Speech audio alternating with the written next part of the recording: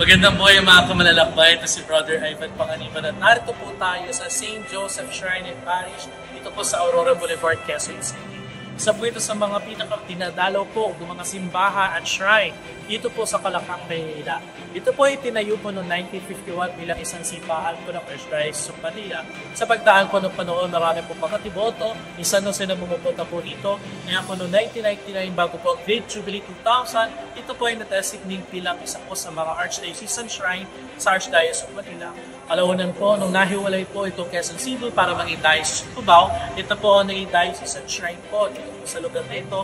Sa pamimituho po natin kay St. Joseph, ang ama po ng banal na pamilya at guardian po na pinagsimbahan. Ito po ay isa sa mga pinakamagandang simbahan na makikita po natin ang Art Technique Sites.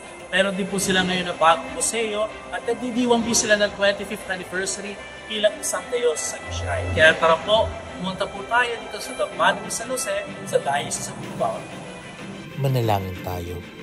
Aba, tagapangalaga ng tagapagligtas, kabiyak ng Mahal na Birheng Maria, sa iyo ipinagkatiwala ng Diyos ang kaisa-isa niyang anak. Sa iyo nagtiwala si Maria, sa piling mo si Kristo ay naging tao. Maging ama ka rin namin, pinagpalang Jose, at gabayan mo kami sa landas ng buhay. Ihingi mo kami ng biyaya, awa at tapang, at ipagtanggol kami sa lahat ng masama.